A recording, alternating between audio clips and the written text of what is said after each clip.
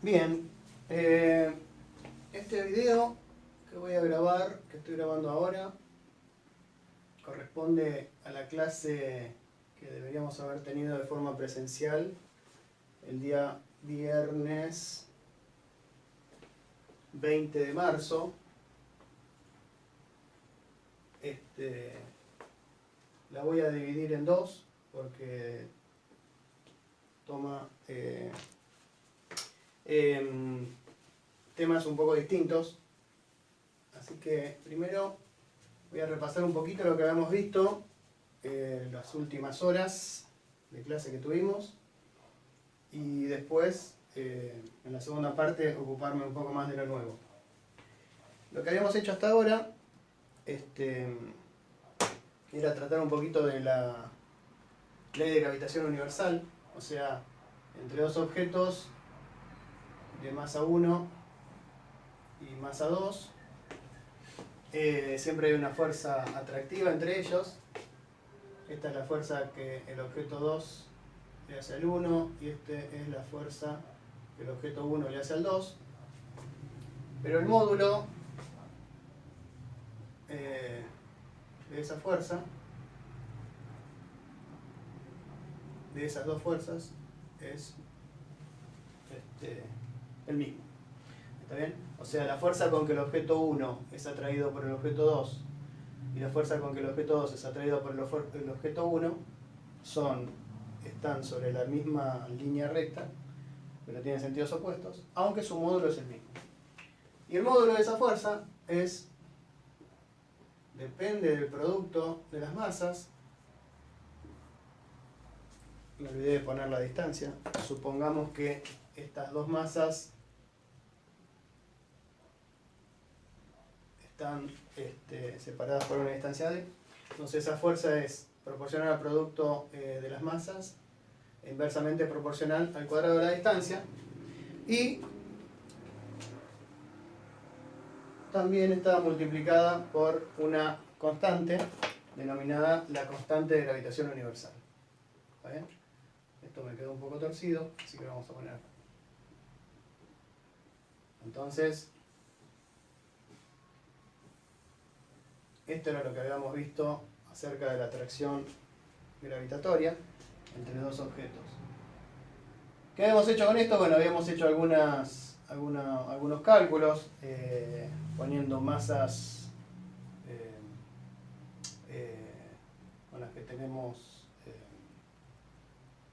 relación habitualmente, y por sobre todo habíamos hecho un cálculo que involucraba al planeta Tierra y a la distancia que hay entre el centro del planeta Tierra y la mayoría de los objetos que están en su cercanía. Y hemos visto que, bueno, si esta era la masa de un objeto y esta era la masa de la Tierra y este era el radio de la Tierra al cuadrado y poníamos este g, obteníamos lo que llamamos la aceleración gravitatoria terrestre.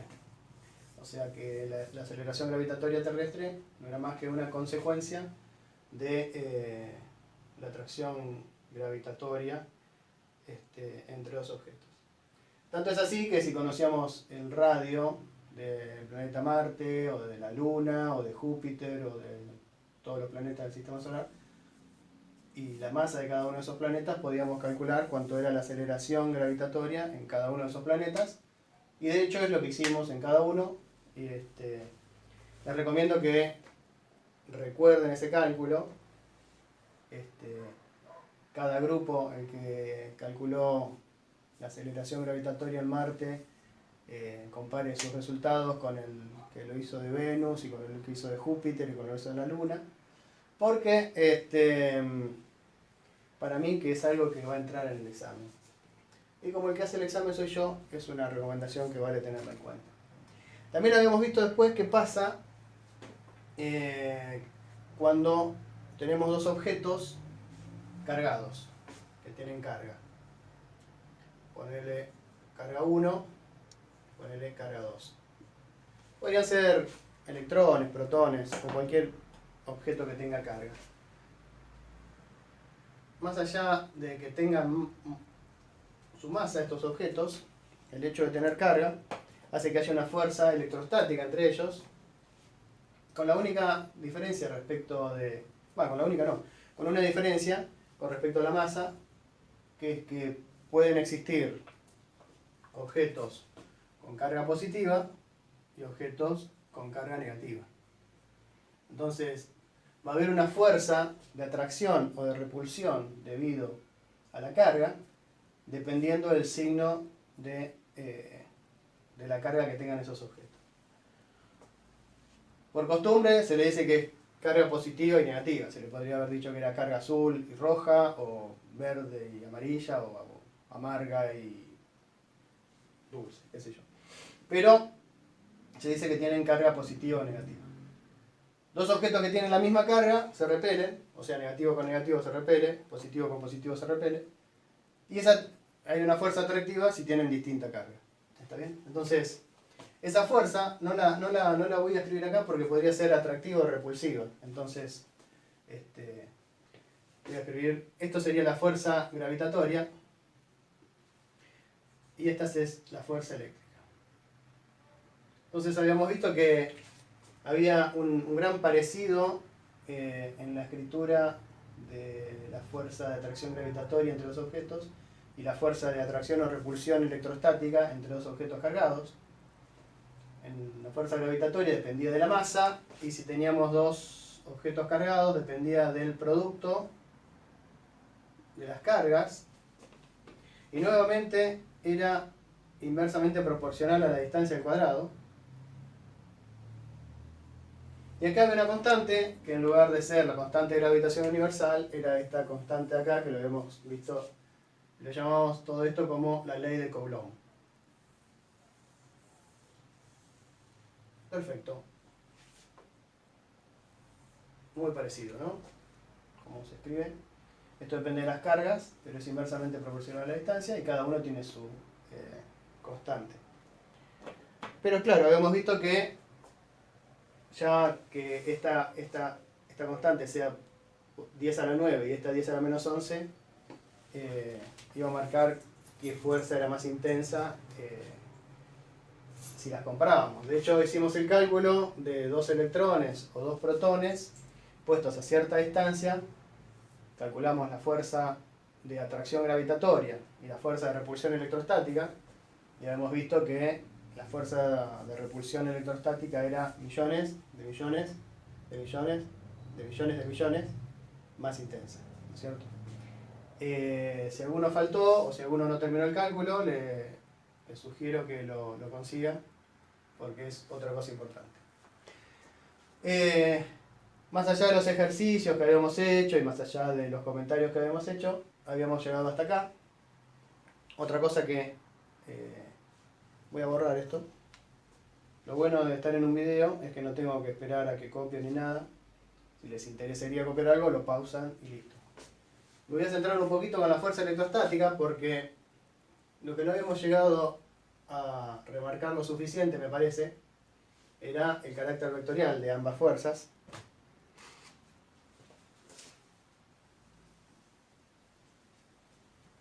Estoy pensando que no hablé de unidades, pero ya lo habíamos hablado de unidades anteriormente. Y un ejercicio que me gustaría que hagan es que, si yo estoy en condición electrostática, por ejemplo,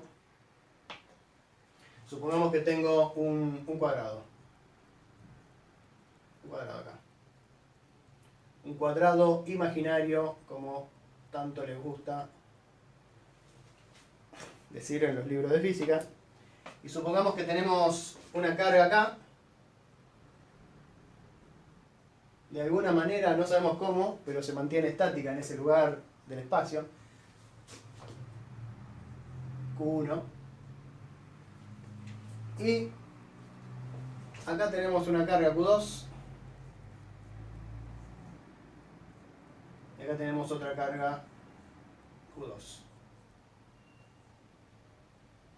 Entonces, supongamos que, recordamos que las unidades de carga son el Coulomb. Supongamos que Q1 es, por decir algo, 2 Coulomb. Lo escribo como Coulomb, pero recuerden que el símbolo de Coulomb es la C mayúscula, ¿no? Bueno, y que la carga Q2 y la carga... Ah, no, puse 2 Q2. Q3.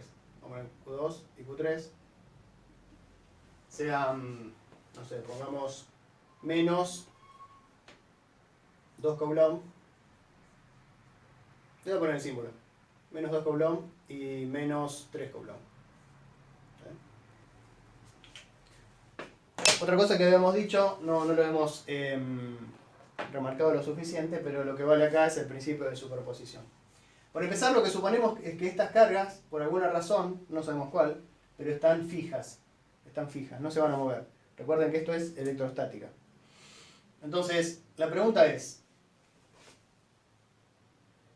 ¿cuál es la fuerza que está sintiendo, digamos, la carga Q1 debido a la existencia de Q3 y Q2? Por empezar, la carga Q1 es positiva y las cargas Q3 y Q2 son negativas, o sea que va a sentir una atracción.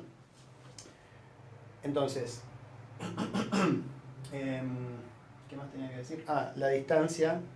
Vamos a poner una distancia que sea fácil de calcular. Dijimos que era un cuadrado, o sea que esta longitud es la misma que esta. Podríamos poner, para hacer fáciles las cuentas, 2 metros. 2 metros. ¿Estamos? Entonces, lo que yo decía, por una parte, la carga 1 va a ser atraída por Q3. La dirección de esa interacción va a ser según la línea que las une, y el sentido va a ser hacia la carga Q3. O sea que voy a tener una fuerza. Estoy buscando, a ver si este funciona. Voy a tener una fuerza debido a Q3, digamos, la fuerza con que 3 atrae a 1. Y por otro lado, la carga 1 también va a ser atraída por la carga 2. ¿Vale? Fíjense que dice a propósito que la fuerza 3, con que la carga 3 atrae a la 1, lo dice más grande porque la carga de esta partícula es mayor que esta, ¿no? Entonces, esta va a ser la fuerza con que la partícula 2 atrae a la 1. Y lo que le decía antes es el principio de superposición. La fuerza total con que la carga 1 es atraída debido a estas dos cargas es la suma vectorial de estas dos. O sea que si yo sé cuánto vale esta fuerza, que la puedo calcular porque sé cómo hacerlo, conozco cuánto vale Q1, cuánto vale Q3, cuánto vale la distancia y cuánto vale la constante. Y lo mismo para la fuerza con que la carga 2 atrae al 1. Otra vez, conozco la carga 1, conozco la carga 2, conozco la distancia, conozco la constante. Entonces puedo calcular cuánto es esto en newtons, puedo calcular cuánto es esto en newtons, y puedo calcular cuánto vale la fuerza total. ¿Está bien? Entonces, se puede hacer eso y calcular esta fuerza total. ¿Está bien? ¿Cómo calcular esta fuerza total? ¿Cómo calcular esta fuerza total? La voy a escribir en otro color.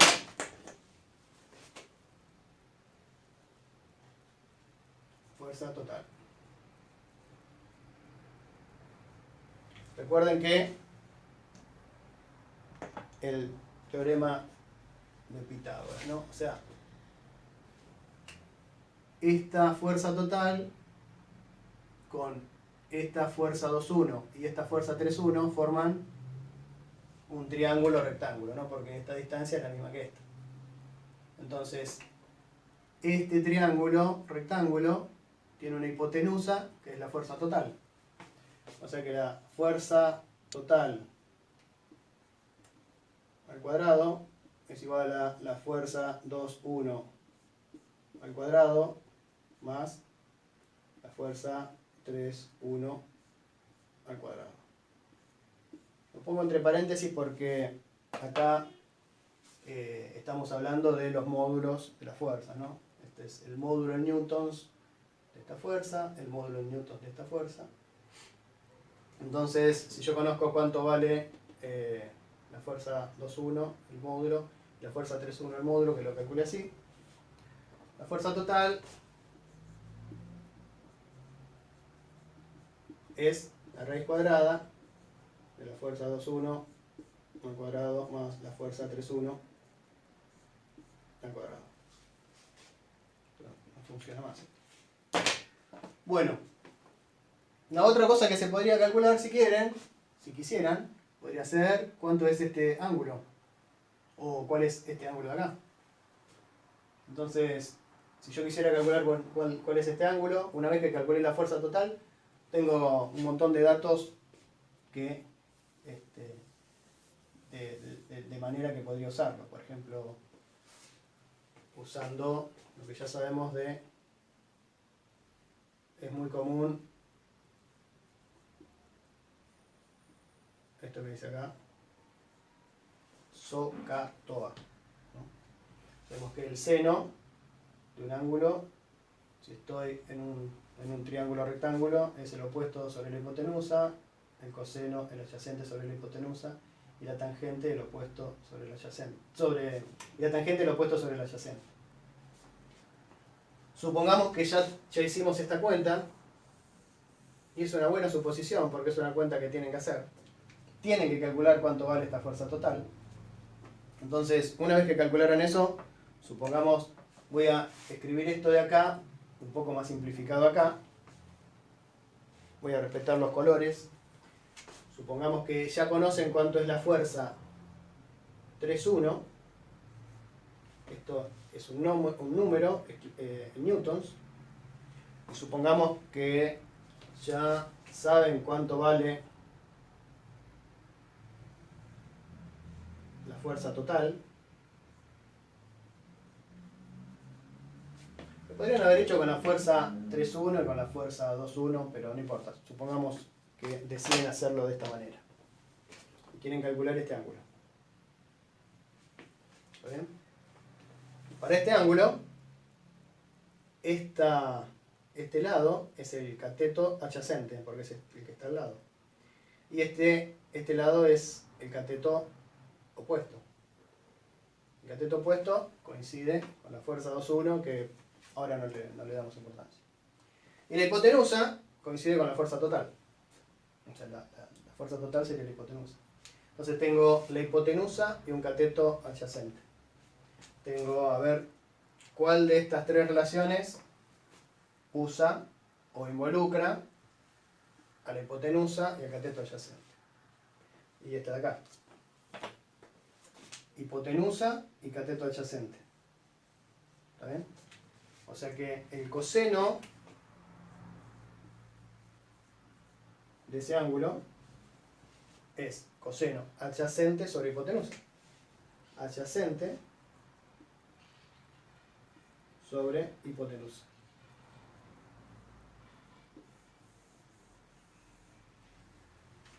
Para ese momento del problema, la fuerza 3,1 ya la calcularon, la fuerza total ya la calcularon, y el coseno pasa como la inversa del coseno. En la calculadora figura como coseno a la menos 1.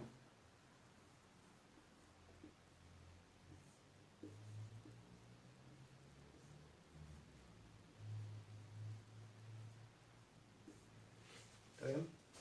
Tienen que hacer esto, que es un número en newtons, porque es la fuerza 3,1. Esto es otro numerito con su unidad que también es newtons. Los newtons se simplifican y me queda un número. Entonces tienen que hacer, bueno, acá no tengo la calculadora, pero bueno, no sé dónde tengo mi calculadora, pero acá está.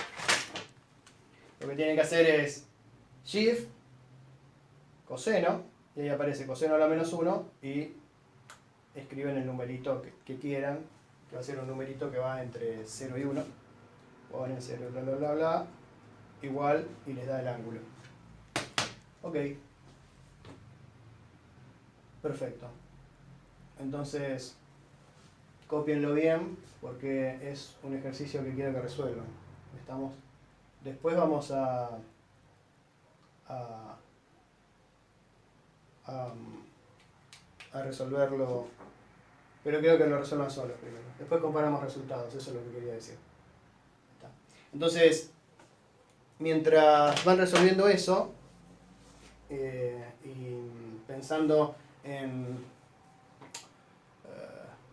lo parecido que es la fuerza electrostática, ¿no? con la fuerza gravitatoria, ustedes probablemente habían visto un poquito de energía potencial gravitatoria, es decir, cualquier objeto que está en la cercanía de la superficie terrestre, bueno, tiene una energía que depende de qué tan lejos o qué tan cerca esté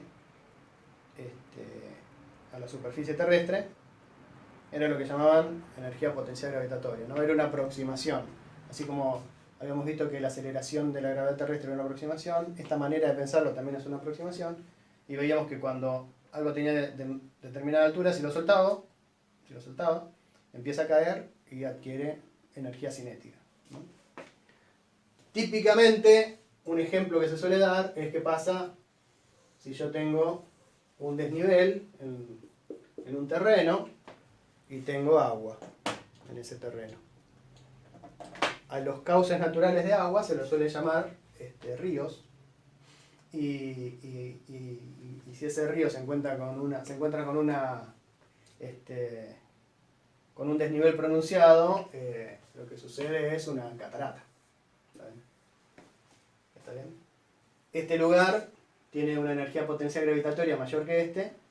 Entonces el agua, que está formada por moléculas de agua, obviamente de que va a estar formada, y que tiene masa, cae y adquiere una velocidad. ¿Está bien? Entonces, bueno, eso no sorprende a nadie, pero si hay una analogía tan grande entre la manera de escribir la fuerza de atracción gravitatoria y la fuerza de atracción o repulsión electrostática, es probable que haya algún tipo de energía potencial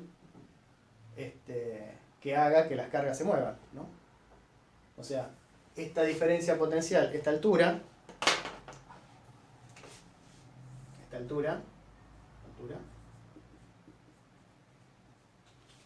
hace que haya una diferencia de energía potencial gravitatoria entre este nivel y este nivel.